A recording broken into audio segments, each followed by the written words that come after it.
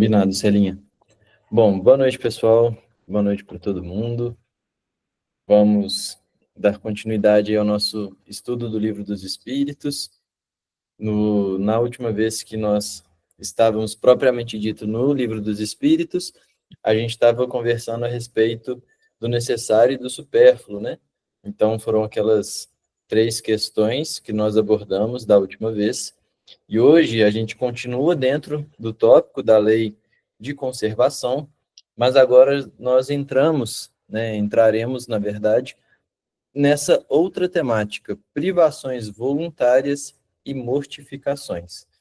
Então, Kardec ele ainda continua estudando essa lei, né, que é a lei de conservação, mas agora dentro de um outro tópico, de uma outra temática. Então, a gente começa ali pela 718, na qual ele pergunta: a lei de conservação obriga o homem a prover as necessidades do corpo? Sim, porque sem força e saúde, impossível é o trabalho. Então, a lei da conservação, ela de fato nos obriga, né, o homem a promover todas essas necessidades do corpo. E quando a gente vai refletir, a gente pode se perguntar, poxa, quais seriam, portanto, essas necessidades do corpo? E aí, essas necessidades, elas estão se referindo ao alimento, ou seja, aquilo que nós precisamos nos alimentar. Nós temos aí algumas pessoas que conseguem ficar 12 horas de jejum, 24 horas, 3 dias, uma semana, 30 dias de jejum? Temos. E isso, existem diversos estudos nesse sentido, dos benefícios também do jejum, enfim, existem ciências nesse sentido. Mas o fato é que eu não posso, por exemplo, ficar um ano sem comer. Então, por mais que eu seja adepto de períodos longos, encaixados, de alimentação escassa, eu preciso me alimentar. E essa alimentação, hoje, cada vez com o avançar da ciência, nós já sabemos como que ela é importante e crucial para uma boa saúde. Então, não basta eu apenas me alimentar de Coca-Cola, de hambúrguer, de pizza, de chocolate, de morango do amor, que tá na moda aí agora, enfim. Não dá para ser apenas dessas coisas. Por quê?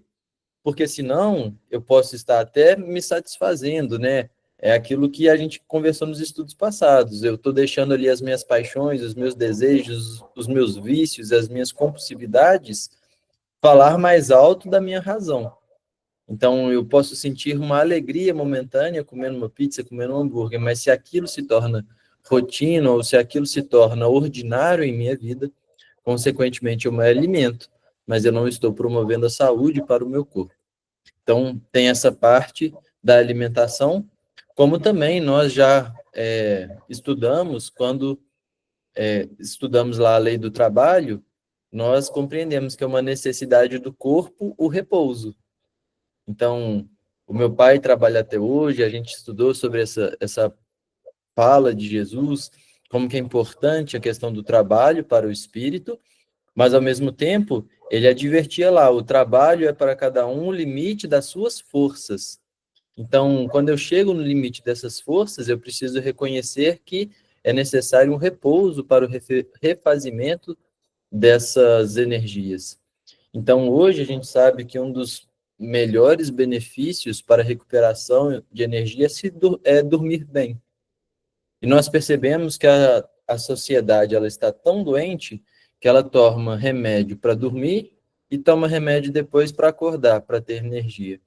Ou seja, são distúrbios que a sociedade está vivendo de uma falta de noção completa, de uma rotina inadequada, que não promove saúde e nem traz a necessidade que o corpo precisa. Então, existem uma série de psicólogos que, quando vão começar uma tratativa de paciente, e seja lá a queixa ou a dificuldade que for, e eu não sou psicólogo, não tenho expertise nenhuma nessa área, apenas pesquiso, assisto, conheço, enfim. E aí eles começam com uma série de tratamentos e de perguntas relacionadas ao sono. E aí, para quem quiser se aprofundar, eu já falei isso aqui uma vez sobre a higiene do sono, depois digita lá no YouTube. Como dormir bem, né? Higiene do sono, Wesley, que é um psicólogo, neurocientista, que estuda essa abordagem.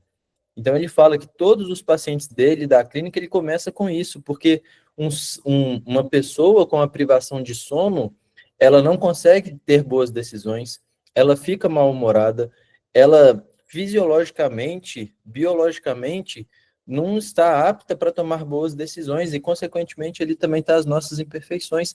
Enfim, então, o repouso é super importante. Dentro do repouso, estou apenas destacando aí essa questão do sono, que é de suma importância, e uma das melhores formas da gente dormir melhor é quando nós começamos a fazer a higiene do sono. Então, depois pesquisem lá, porque, como não é o foco aqui, não quero me aprofundar nessa questão.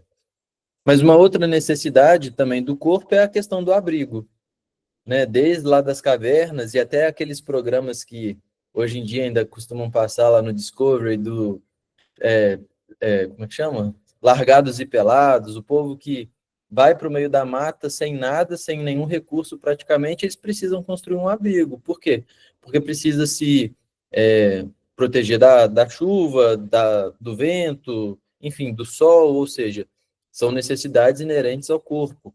O vestuário, ou seja, tudo aquilo que está relacionado no que for essencial para manter o corpo funcionando e de forma saudável, constitui uma necessidade do corpo. E, consequentemente, essa lei de conservação nos obriga a prover essas necessidades. Por quê? Porque sem essa força, sem essa saúde, impossível é o trabalho. Então, o trabalho, quando nós estudamos essa lei, isso fica claro que é um imperativo moral. Nós estudamos que o trabalho, no seu amplo sentido, é aquela atividade útil, tanto material, quanto intelectual, quanto uma atividade moral. É uma lei divina. Então, é através do trabalho que nós, espíritos imortais, progredimos. É através disso que nós conseguimos servir ao próximo, que nós conseguimos contribuir para o aprimoramento do mundo. Quando o Kardec coloca lá na 132 sobre darmos parte daquilo que nos cabe na obra da criação. Então, o trabalho nos faculta tudo isso. Então, é muito importante essa parte. E o corpo nada mais é para o espírito, portanto, um instrumento que o espírito necessita quando está encarnado para atuar na Terra. A gente estudou isso lá no início também, na questão 367, 368. Então, sem um corpo com força, com saúde, esse instrumento acaba se tornando ineficaz ou inoperante, impedindo que nós, enquanto espíritos, conseguimos cumprir as nossas provas, as nossas missões e conseguir se desenvolver. Então, é muito importante nós sempre nos recordarmos também dos exemplos de Jesus, porque Jesus também operava curas para restaurar a saúde do corpo e permitir que as pessoas vivessem plenamente e servissem. Então, ele era, sim, o médico das almas, mas também recuperava a saúde do corpo para que a pessoa pudesse completar os seus objetivos na encarnação. Então, nós, enquanto espíritas, não podemos negligenciar o nosso corpo. O trabalho, ele, a exemplo do Paulo de Tarso, né, que ele era tecelão, aprendeu isso com o seu pai, ele era visto como algo digno, necessário para a subsistência. Paulo, em momento nenhum, é, aceitou, vamos dizer assim, recursos da igreja para se manter. Ele, nessas viagens todas que ele fazia, onde ele ia, ele falava assim, não, eu vou erguer minha tenda, vou tecer aqui e vou sobreviver desses recursos, ou seja, não queria recurso da igreja para poder se manter. Então, é um exemplo da questão do trabalho. Então, no futuro não tão distante, a gente vai perceber, e até mesmo com relação à população, de que nós precisamos a cuidar mais da saúde. Porque uma sociedade, um país, um estado, uma cidade, onde a maioria das pessoas estão doentes, é uma sociedade que vai estagnar. Ou, ao contrário, vai adoecer e vai ter muitos problemas para poder solucionar. Então, nós percebemos que essas enfermidades, muitas vezes, elas são origens, têm a sua origem até mesmo na ignorância. Então, muitas pessoas se alimentam mal ou, né, têm alguns hábitos, algumas rotinas por questões que não sabem que prejudica de fato a saúde. Então, nós devemos sim sempre nos orientar e orientar as pessoas ao nosso redor sobre essa necessidade. Essa semana saiu um estudo recente mostrando que 300 minutos de atividade física por semana para uma pessoa que é sedentária significa 40% menor a chance de morte. Então, isso é importante? Isso é importante. A gente falar que uma caminhada de 50 minutos, de segunda a sexta-feira, numa frequência moderada, significa 40% de chance de diminuir o risco de morte, é muito importante. Então, a gente se prepara o corpo para poder conseguir exercer as necessidades espirituais. Então, é nosso dever conservar a saúde do nosso corpo para nós podermos trabalhar, ser útil, cumprindo os nossos deveres materiais e também os nossos deveres espirituais. Kardec vai além. Aí ele continua perguntando: merece censura o homem por procurar o bem-estar? Aqui começa a abordar um outro aspecto do que foi abordado na primeira. Porque a primeira está falando sobre as necessidades.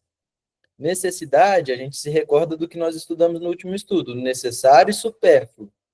Então, lá ele estava abordando sobre as necessidades do corpo, ou seja, aquilo mais básico, que é essencial, vital. Aqui ele já começa a falar sobre bem-estar. Porque eu posso ter um abrigo necessário para me cobrir do sol, da chuva, mas não necessariamente eu estarei sentindo bem-estar debaixo daquele abrigo. Então aqui já vem um passo além. E aí os espíritos esclarecem, né, que é natural o desejo do bem-estar. Então é um desejo inato, né? Os espíritos afirmam que o anseio por bem-estar não é, na verdade, uma falha ou uma imperfeição, mas uma inclinação natural do ser humano de buscar esse bem-estar. É próprio da nossa Constituição, porque se a gente parar para pensar, ninguém acorda e fala assim, nossa, hoje eu quero me sentir muito mal. Ah, eu quero comer só coisa ruim, eu quero sentir frio. Não é lógico, isso não tem sentido. Então é natural nosso buscar esse bem-estar. E é isso que os espíritos deixam claro. Mas eles fazem um alerta para a gente. Eles dizem assim, ó, Deus só proíbe o abuso por ser contrário à conservação. Então nós percebemos que o grande detalhe, a grande dificuldade nossa está relacionada sempre ao abuso. Porque esse abuso refere-se aos excessos de todo gênero, que a gente também discutiu no último estudo. A busca insaciável do prazer, ao uso desmedido dos recursos, a ganância, a exploração. Então, tudo isso está relacionado ao abuso. Então, quando eu abuso da minha saúde física, e aí, consequentemente, isso pode me levar às doenças, ou até mesmo um desencarne prematuro, por exemplo, se eu desgasto o meu fluido vital de maneira abusiva, de maneira desnecessária, ou se eu retorno ao mundo espiritual como um suicida indireto, por exemplo, nós temos ali o caso do André Luiz, que foi um desencarne, né, como suicida indireto por abusos nessa questão. Então, todo esse abuso da minha saúde física, mas também da minha saúde moral, degradando ali o espírito, roubando a paz da minha consciência, impedindo o meu progresso, é contrário à lei de conservação. Porque o objetivo dessa lei é a preservação da vida e do ser no seu sentido mais amplo. Então, tudo que vai contra a preservação da vida é contrária à lei de conservação. Isso é claro para nós. Então, Jesus, em todo momento, ele nos orienta à moderação. E o que a gente costuma fazer? Abusar de tudo. Essa, geralmente, é a nossa regra de conduta. E ele advertia contra a gula, contra a embriaguez, contra os prazeres que escravizavam. Então, tudo isso a gente tem que ficar muito atento. Leci. Ô Pedro, dentro disso aí que você falou, né, a gente podemos entender que Deus nos criou com essas necessidades, igual tá falando aí, né? As físicas, emocionais, né? Espirituais, né? E ele não exige, né, sofrimento como condição de espiritualidade, né? Dentro dessa fala, assim, se o homem deve ser censurado por procurar o bem, né? Então, dentro dessa fala, Deus não quer o nosso sofrimento, né? Ele quer que a gente esteja bem aqui na Terra, justamente também para a gente poder ir, né, ter um caminhar, né, com mais leveza, vamos dizer assim, né? Mas é esse entendimento, igual você está falando, que eu entendo, né? Não sei se minha reflexão está certa. E quando ele fala isso, por exemplo, o que gera na gente culpa em relação a essas questões que eu penso, né? Esse bem-estar, que, né, a nossa consciência nos cobra, né? E quando nós conquistamos, vamos dizer assim, por meios, igual você comentou, egoístas, injustos, né? E prejudiciais ao próximo, né? Quando nosso bem-estar, a gente leva por essa outra linha, vamos dizer assim, né? Isso gera uma culpa no espírito na gente, né? Que aí não faz bem, não é isso? Com certeza, Leci. Assim, existe uma visão equivocada, muitas vezes, no meio espírita, que o espírita tem que sofrer para poder conquistar o nosso lar. E não existe isso, assim. Em nenhum momento está claro lá na doutrina espírita que a gente precisa procurar os sofrimentos para progredir espiritualmente. Não tem isso. É diferente que nós espíritas, quando o sofrimento bate à nossa porta, nós temos uma compreensão diferente daquilo e como que nós podemos lidar com o sofrimento. Mas, quando Kardec estuda os tormentos voluntários, por exemplo, os espíritos deixam claro, olha, e a gente vai estudar isso hoje também, se der tempo, se não for hoje, vai ser no próximo estudo, porque está dentro dessas privações voluntárias, eles falam para a gente, deixam claro, olha, se você quer progredir moralmente, não fica se privando, vou fazer a penitência, vou fazer a quaresma de Coca-Cola, quaresma de açúcar.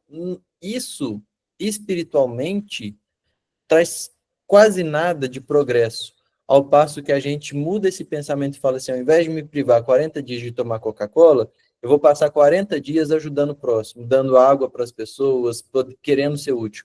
Proporcionalmente, isso, o ato de fazer bem, o ato da caridade, o ato desse amor em movimento, traz muito mais progresso espiritual ao espírito do que o ato de se privar ou de sofrer, enfim. A gente vai ter como estudar isso, mas é exatamente isso que você comentou aí, Leci. Muito bom. Vamos continuar ainda na questão, né? Que os espíritos ainda não acabaram de responder Kardec. Então a gente já leu. É natural o desejo do bem-estar. Deus só proíbe o abuso por ser contrário à conservação. E eles continuam dizendo: ele não condena a procura do bem-estar, desde que não seja conseguido à custa de outrem. Então, este é o limite moral fundamental para buscar o nosso bem-estar: o respeito do direito alheio e a prática da caridade. Porque quando a gente não respeita esse direito alheio, quando esse bem-estar está relacionado a essa custa de outrem, significa obter o bem-estar por meios desonestos, exploratórios, injustos, quando a gente prejudica o nosso próximo. E aí pode ser diversos tipos, pode ser roubo, pode ser fraude, pode ser exploração do outro, exploração de mão de obra, sonegação, enfim, qualquer forma de injustiça social. Então, esse é o nosso limite moral. E ele continua ainda dizendo: e não venha a diminuir-vos nem as forças físicas, nem as forças morais. Então, quando ele fala sobre as forças físicas, significa que o bem-estar ele não deve levar à preguiça, à inatividade excessiva, ao próprio sedentarismo, ou aos hábitos que nós podemos ter, que nós cultivamos, que prejudiquem a saúde do nosso corpo físico. Então, é necessário nós fazermos essa reflexão de como anda a minha saúde. Se os meus hábitos estão levando à saúde do corpo físico, isso não pode ser negligenciado. Mas ele também fala sobre as forças morais, porque essas forças, esse bem-estar que nós buscamos, na verdade, ele jamais pode corromper o nosso caráter.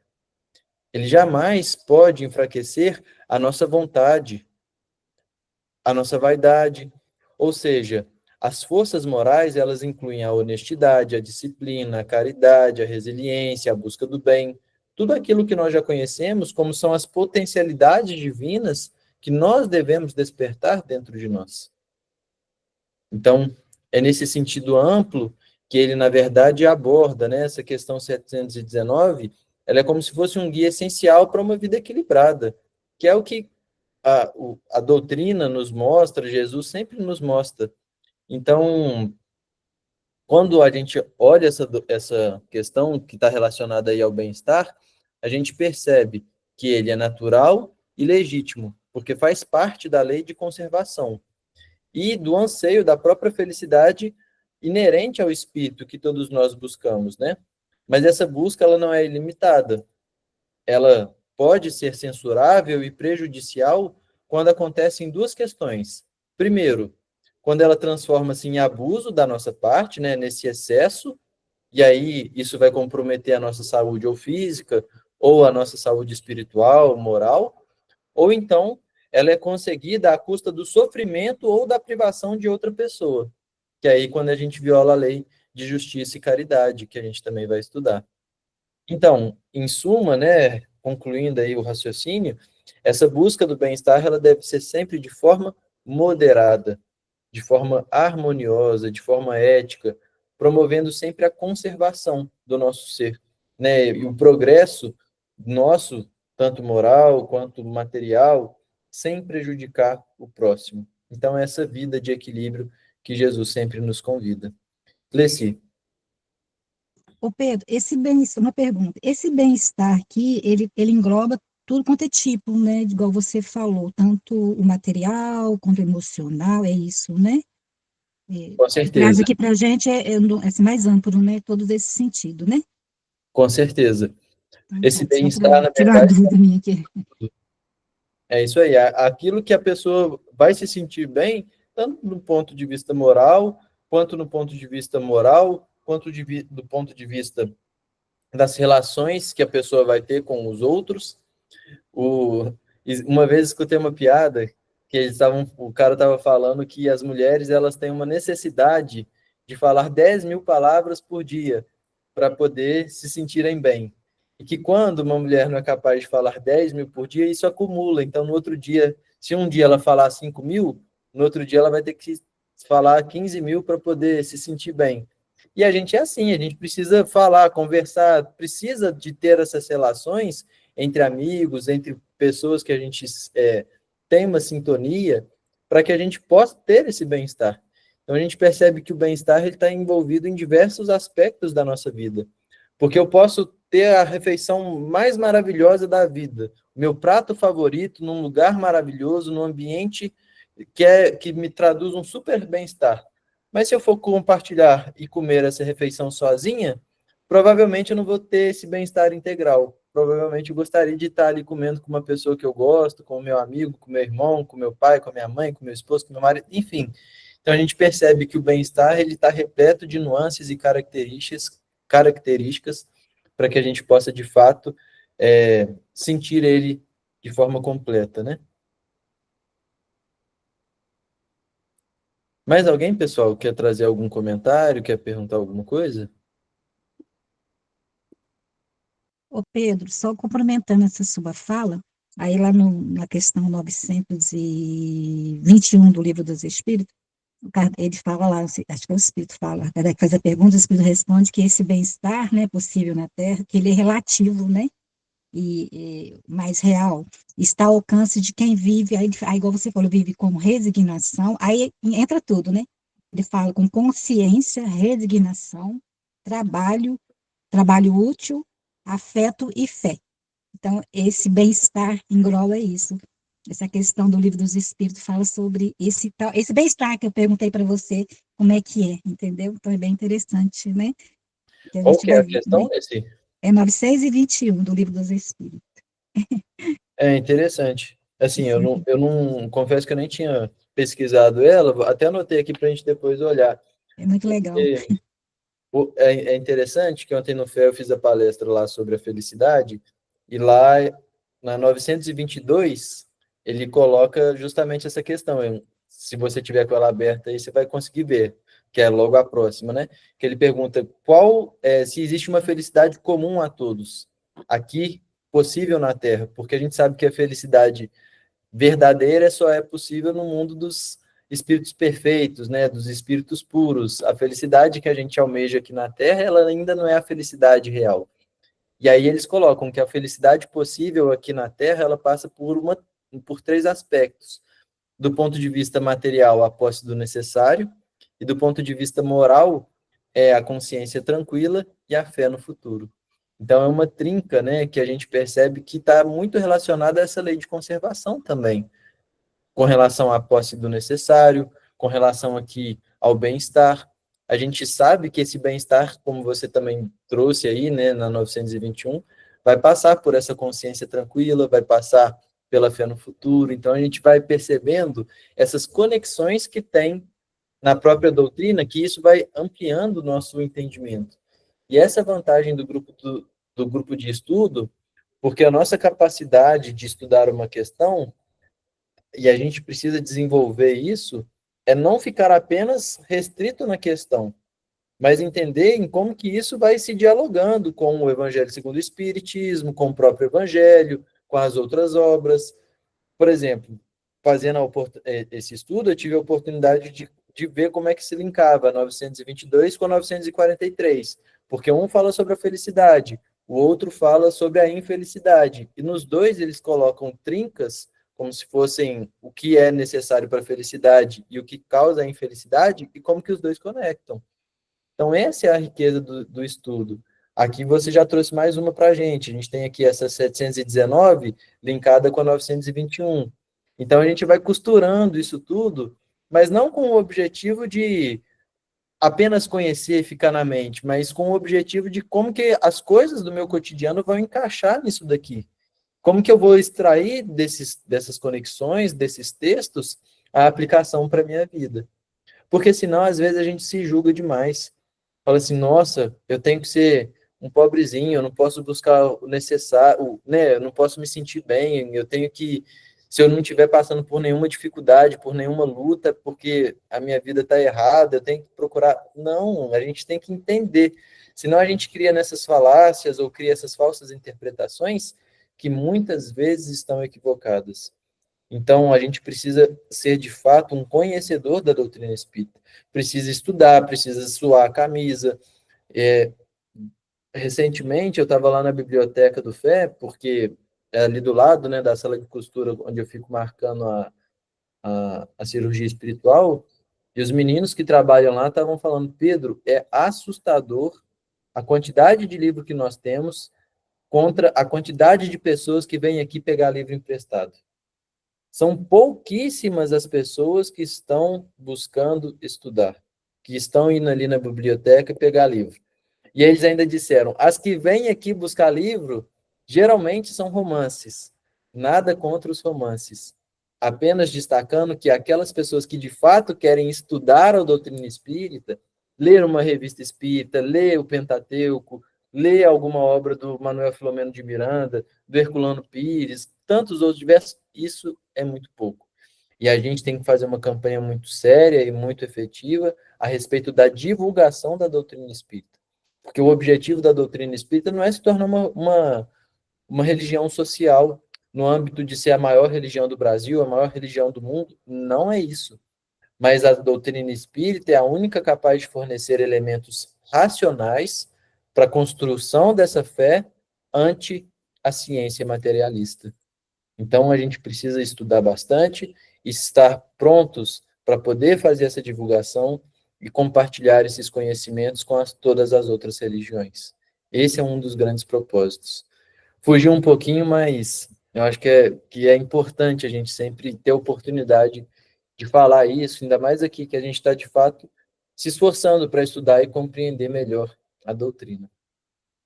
Ô Pedro, rapidinho, dentro que você falou, rapidinho. Fique à vontade. Dentro disso que você falou aí que eu estava lendo até hoje, o livro Pensamento e Vida, no capítulo 4, Emmanuel fala justamente sobre isso que você acabou de falar.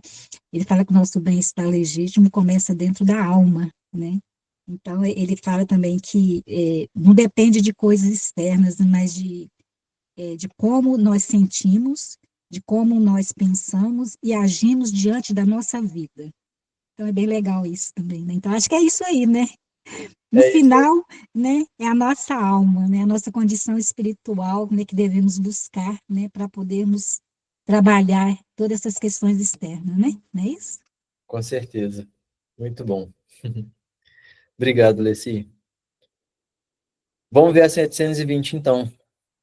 Kardec pergunta: são meritórias, aos olhos de Deus, as privações voluntárias com o objetivo de uma expiação igualmente voluntária? Aí, Leci, o que a gente estava comentando também, né? E aí os espíritos respondem: fazei o bem aos vossos semelhantes e mais mérito tereis. Então, essa resposta, ela é como se fosse um divisor de águas, na verdade, né? Porque ela desvaloriza a privação autoimposta como um fim em si mesma. E a gente viu ao longo da história diversas religiões tendo exatamente isso como praxe. As penitências, né? As pessoas que ficavam ali se auto-flagelando com chibatas e tudo mais. E aí os espíritos deixam claro, Deus não se agrada do sofrimento inútil. O que tem mérito real aos olhos divinos não é essa privação vazia, mas é a ação construtiva no bem ao próximo. É isso que agrada a Deus. Quando a gente se esforça para ajudar os outros, para construir o bem, para ser útil à sociedade, é isso que agrada a Deus, né? Então, Jesus, em toda a sua passagem aqui, ele em momento nenhum pregou esse sofrimento, esse auto infligir ou a privação extrema como uma forma de redenção. Então, quando ele fala, poxa, eu vim para que vocês tenham vida e vida em abundância, mostra exatamente isso, que ele quer essa vida abundante para nós, né? Mas ele, em todo instante, ele enfatiza para nós que a grande, a grande lição é a prática da caridade e do amor ao próximo. Por isso, Kardec cunha, né, o termo fora da caridade não há salvação. Então, isso é muito importante. E aí, no desdobramento, né, na 720A, ele pergunta: haverá privações voluntárias que sejam meritórias? Então, Kardec ainda quer mais a fundo, né? E aí ele diz: a privação dos gozos inúteis, porque desprende da matéria o homem e lhe eleva a alma. Meritório é resistir à tentação que arrasta ao excesso ou ao gozo das coisas inúteis. É o homem tirar do que lhe é necessário para dar aos que carecem do bastante. Se a privação não passar de simulacro, será uma irrisão. Então, aqui ele deixa de forma clara que há sim essas privações que sejam mais meritórias, mas apenas aquelas que estão relacionadas à privação dos gozos inúteis. Então, essa é a chave. Porque não se trata de se privar daquilo que é necessário ou do nosso próprio bem-estar. Não é isso que vai fazer a diferença. Mas é quando nós decidimos, por livre e espontânea consciência, renunciar a esses gozos inúteis. Ou seja, são aqueles que não contribuem para o nosso próprio bem-estar, mas que são os excessos, que são os vícios, que são os prazeres, que nos aprisionam, na verdade, a matéria e que vão degradar a alma. Então, isso, na verdade, envolve um autodomínio, a disciplina sobre nossos controles, nossos vícios, nossos apetites e sobre as nossas paixões, né? Celinha. Aí a gente pode chamar lá no Evangelho o óbolo da viúva, não é, Pedro? O que você acha? É um exemplo desse tipo de privação que ele está falando aí? Quando a gente tem o exemplo do óbolo da viúva, né, para a gente recordar desse exemplo, é quando ela vai dar do necessário, né?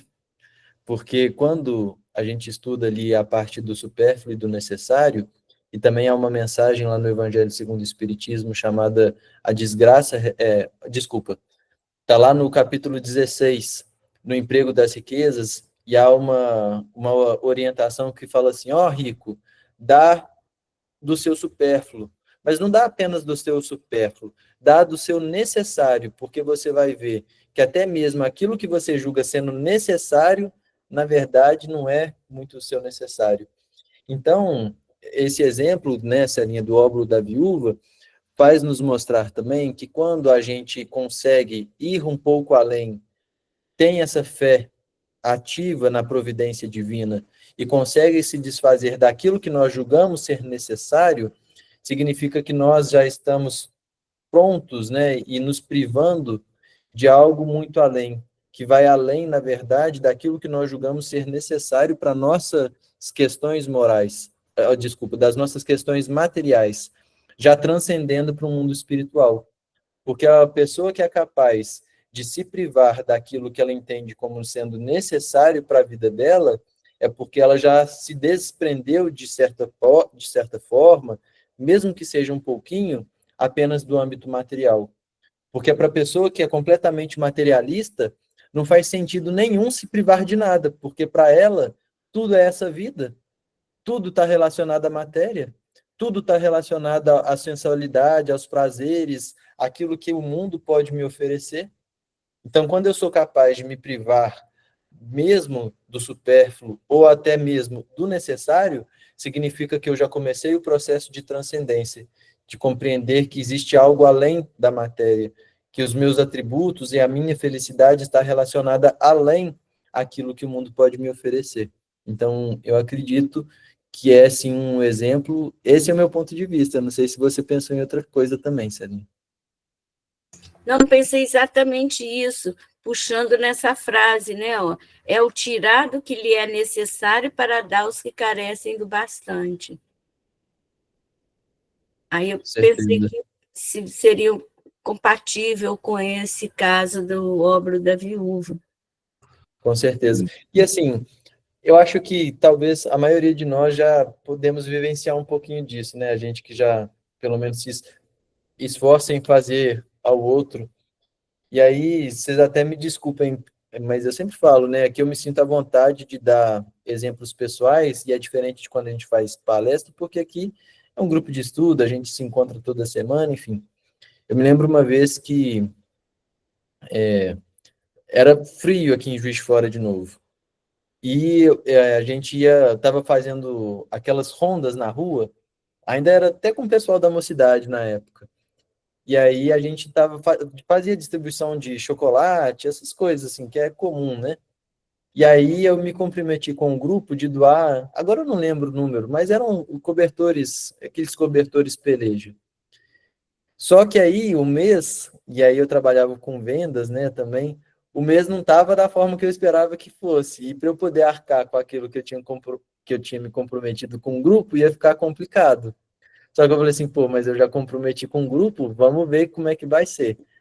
E aí eu falei, não, tudo bem, a gente vai comprar e vai dar certo. Aí eu fui, comprei os cobertores que a gente tinha combinado, mesmo sem poder, assim, ia ficar super apertado, porque as coisas não estavam fluindo como planejado. Pode ser coincidência ou não, eu escolho não acreditar que seja uma coincidência, né? Mas a gente deu, foi ótimo, assim, aquela ronda. Eu sei que na semana seguinte, tudo aquilo que tinha ido como cobertor voltou em vendas que era para fazer e tudo mais. Então, é um exemplo pessoal, mas que eu acredito que a maioria de nós já passou por uma situação semelhante, que quando a gente consegue abrir mão assim, daquilo que é necessário, que a gente se esforça um pouquinho, parece que rapidinho o universo consegue nos devolver e mostrar para a gente, fala assim, olha, existe uma providência divina, existe algo além, aprende a desapegar um pouquinho daquilo que você acha que é importante, daquilo que você julga como necessário, que lembra dos lírios do campo, dos pássaros do céu, porque você também não está desassistido com nada, né? Então, essa fala aí sua me lembrou dessa situação também, Sérgio. Bom, Maria Reis, só ligar o microfone para a gente, Maria Reis, para a gente poder te ouvir.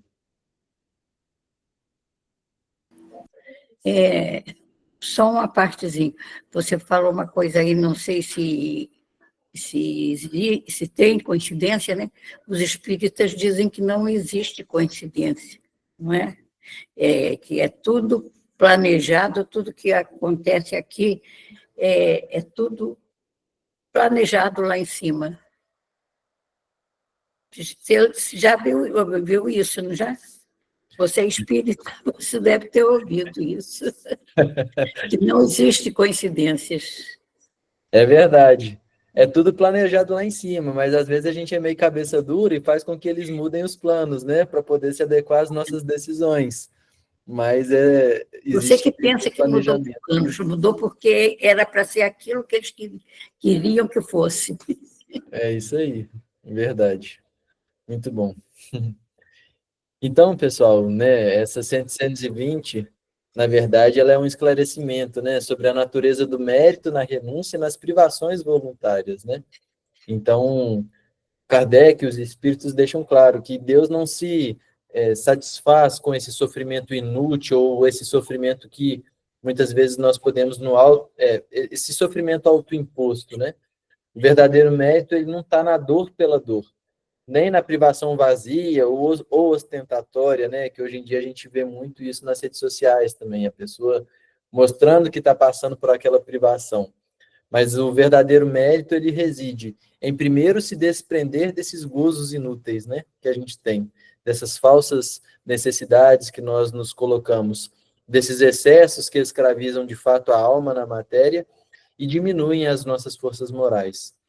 O segundo ponto é resistir ativamente a essas tentações, né, dos vícios, da busca desmedida pelos prazeres e, por fim, renunciar àquilo que nos é necessário, né, em favor daqueles que nos carecem do básico.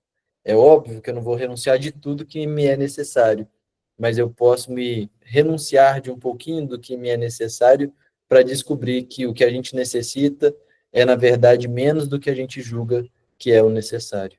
Então, Kardec, nessa questão, nos abre o olho nesse sentido. Bom, 721. Deixa eu só... Aí, pronto. É meritória, de qualquer ponto de vista, a vida de mortificações ascéticas que, desde a mais remota antiguidade, teve práticas no seio de diversos povos? Então, aqui ele vai abordar, na verdade, essa parte de mortificações ascéticas, né? E o que seriam isso? São práticas extremas de privação e de sofrimento corporal, realmente, né? Então, as pessoas, em diversas épocas da humanidade, tinham esse hábito, né? Essas práticas de extremas privações ou de se autoflagelarem, de criar esses sofrimentos corporais para elas próprias. Então, aqui ele desafia, né? Essa visão tradicional de que essas práticas seriam meritórias. E as respostas dos espíritos eles vão deixar claro, né, que o mérito ele reside sempre no serviço ao próximo e não no sofrimento. Então os espíritos deixam claro, olha, procurai saber a quem ela aproveita e tereis a resposta. Então ele começa já dando essa resposta para nos chamar a atenção a respeito do discernimento do mérito. Porque o valor de uma ação não está na sua forma exterior, por isso que Jesus sempre nos alerta sobre lá a questão dos fariseus, que ficavam muito atentos à questão da forma e se esqueciam muitas vezes do fundo. Então, não está relacionado na sua forma, mas também não está relacionado na quantidade de sofrimento envolvido, mas sim no propósito e nos seus beneficiários. Então, é uma inversão dessa lógica, porque há uma mensagem também, agora não me recordo ao certo se está no Livro dos Espíritos ou no Evangelho segundo o Espiritismo, mas que, é no Evangelho segundo o Espiritismo, lá no Desgraça Real, que a instrução nos fala que, na verdade, muitas vezes, a questão não é o ato em si, mas o que está por detrás do ato, a consequência daquele ato. Então, isso é muito importante, porque quebra esse paradigma, né? Nos mostra esse outro lado, que o que importa está por detrás, né, desse ato. Então eles respondem: procurai saber a quem a ela aproveita e tereis a resposta. Se somente serve para quem a pratica e o impede de fazer o bem, é egoísmo, seja qual for o pretexto em que entendam colori-la. Então, essa é uma condenação clara de todas essas práticas, né? Porque a gente pode falar que, por exemplo, esse tipo de prática, esse tipo de conduta, é muitas vezes um egoísmo disfarçado, na verdade, né? Porque se essa mortificação ela tem como objetivo principal a salvação individual, a purificação egoísta ou essa busca de glória espiritual para si mesmo, quando eu estou preocupado só em me salvar, em só eu evoluir, significa que eu estou buscando uma glória espiritual, uma elevação espiritual só para mim mesmo. Ou seja, é como se fosse um egoísmo disfarçado ali, né? E isso nos impede muitas vezes de fazer o bem, porque essas práticas às vezes podem debilitar a nossa saúde, podem consumir a nossa energia e nos afasta da prática do bem. Então, não é o caminho, né? E eles continuam aqui dizendo: privar-se a si mesmo e trabalhar para os outros, tal a verdadeira mortificação, segundo a caridade cristã. Então, aqui os espíritos deixam claro, né, que essa verdadeira mortificação é a do sacrifício, é a do trabalho. Então, privar a si mesmo não é a privação do que é necessário para a saúde, mas, de fato, a privação aos gozos inúteis, né? Então, essa questão 721, quando ele diz privar a si mesmo e trabalhar para os outros, tal a verdadeira mortificação, a gente percebe diversos exemplos, não só no Espiritismo, como no próprio cristianismo, em diversos segmentos aqui no planeta Terra, de pessoas que de fato se sacrificaram a vida toda vivendo para o próximo. Então, a própria obra do Divaldo Franco, a gente pode falar que ele construiu a maior instituição, vamos dizer assim, em prol do outro. Quando a gente olha a Mansão do Caminho, aquilo é, na verdade, uma cidade. É uma coisa, assim, surreal o que ele foi capaz de criar.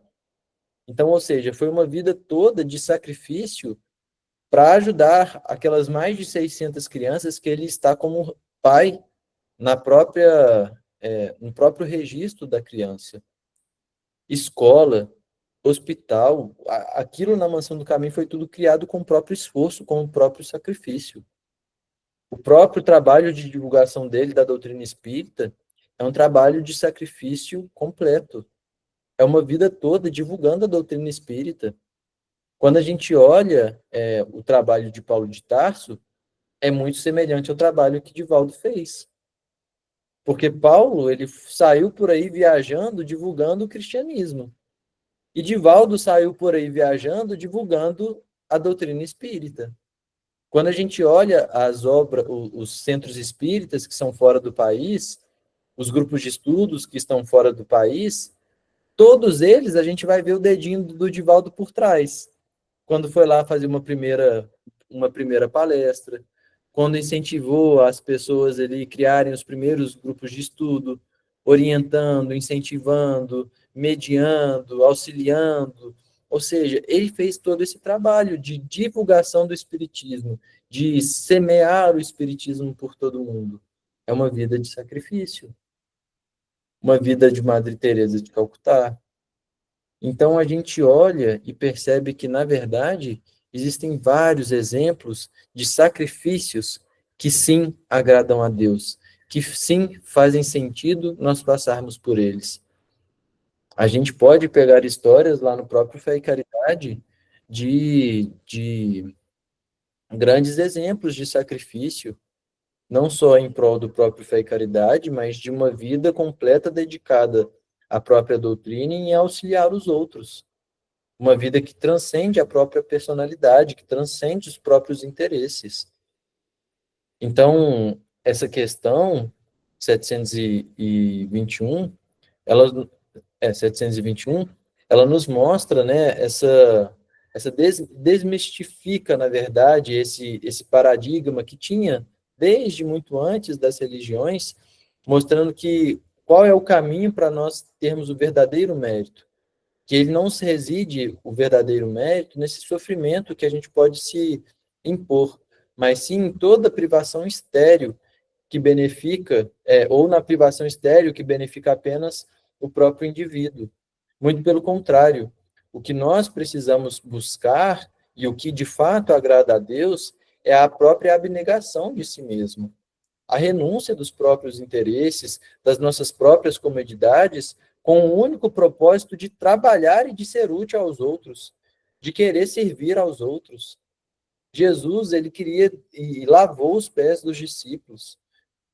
Quando um dos discípulos não queriam deixar, e Jesus ainda ficou zangado. Por quê? Porque é esse senso, né, de servir, de direcionar as nossas energias, não para uma dor vazia, assim, o que vai acrescentar eu ficar me autoflagelando, me autoimpondo privações desnecessárias, mas sim para eu colocar esse meu amor em ação, em construção.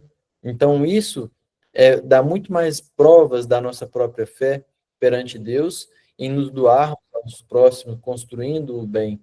Então, essa reflexão, ela nos desafia, né, ao que seria, de fato, essas privações e esses sacrifícios frente a um amor em movimento, aquilo que, de fato, agrada a Deus. Leci. O Pedro, trazendo aí para a gente também, para complementar essa sua fala, lá no Evangelho também, do capítulo 5, né, Evangelho segundo o Espiritismo, a gente vai vendo como esses espíritos, né, eles não cansam de reforçar para a gente sempre as mesmas, né, questões, reflexões para a gente, né, de cada coisa que a gente vai estudando, né. E lá nesse capítulo do Evangelho segundo o Espiritismo, lá ele fala, né, ele reforça a ideia de que a alta privação, quando não resulta em benefício, igual você está comentando, né, ao próximo, né, ela não eleva moralmente o espírito, né. Lá fala sobre, nesse capítulo, sobre provas voluntárias do verdadeiro silício, né. Então, se alguém quiser ler lá, é bem bacana, né. E não só, né, eu fiquei pensando aqui, como eu comentei, eles vêm reforçando isso para a gente pegar isso mesmo, agora é a oportunidade, né, a doutrina espírita, porque aí você vai, por exemplo, aí eu peguei aqui também, lá no livro Pão Nosso, também tem a mesma questão, reforçando para a gente, né, Emmanuel falando que renunciar não é apenas abster-se, é transferir aos outros o melhor de nós. Então, a gente vai vendo quanto tem tanta informação em relação né, a esses textos, né, da espiritualidade trazido para a gente só tem que pegar aí e praticar, né? Não falta aí, né, reflexões para a gente que eles trouxeram, né? Então, a gente não tem como não fazer, né? Tem que buscar para fazer, né? Com certeza. Essa frase aí do Emmanuel foi muito boa, né? Do se abster, porque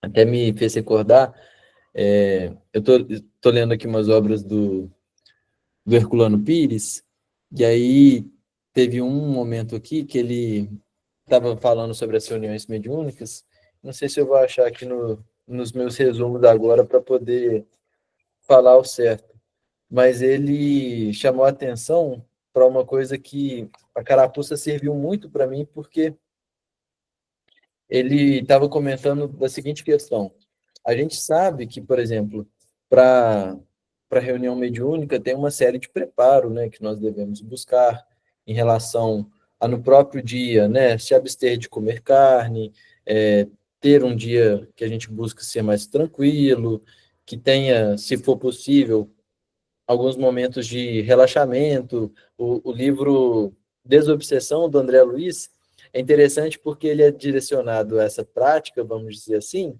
mas está muito relacionado ao aspecto daquela época, né? Porque um dos itens que ele coloca como sugestão é tirar um cochilo, né? Dormir um pouquinho antes de ir para a reunião mediúnica. Aí eu fico pensando, né? O povo, às vezes, lá em São Paulo, que precisa ir para o centro espírita, aquele trânsito danado, aquela dificuldade toda, é praticamente inviável e impensável, né? Ter a possibilidade de dormir antes de ir para o centro espírita para uma reunião mediúnica. Mas, se for possível, é sugerido que faça isso. E aí, Herculano Pires estava comentando sobre essas coisas, mas ele é um pouco ácido, vamos dizer assim, na forma de escrever, que ele diz assim, olha, de que adianta fazer tudo isso no dia da reunião mediúnica, sendo que nos outros 6 dias que não são da reunião mediúnica, a pessoa é completamente desregrada, a pessoa brinca com esses excessos todos, e aí ele fala, a pessoa no dia da reunião mediúnica age como se fosse um santo, e nos outros 6 dias age como se fosse qualquer coisa menos espírita. Ou seja, não dá para a gente fantasiar as nossas atitudes. Não dá para ser espírita só no centro espírita, não dá para ser espírita só no dia da reunião mediúnica. Se a gente quer se privar, que a gente se prive das nossas imperfeições, desses nossos desejos inúteis, mas que, acima de tudo, eles sejam suplantados pela nossa prática do bem. Porque essas questões que nós estudamos hoje, elas deixaram muito claro que muito mais mérito tem o espírito quando ele consegue colocar o amor em movimento, quando ele consegue dar esse sentido da caridade, do que ficar se privando de muitas coisas que são inúteis. Então, é colocar na balança. Eu não estou falando que a gente não deva se privar de nada, nem que a gente só deva fazer o bem, mas a gente precisa ter essa dimensão de que é muito mais meritório fazer o bem, procurar ajudar os outros, do que ficar procurando privações inúteis, que muitas vezes só vão inflar ou encher o nosso próprio ego, né? Então é isso, Celinha. Eu acho que as questões de hoje foram essas. A gente fica aqui até na questão, deixa eu ver qual que a gente parou, 721, né? Então é isso. Obrigado aí, pessoal, pelas contribuições. Obrigada, Pedro.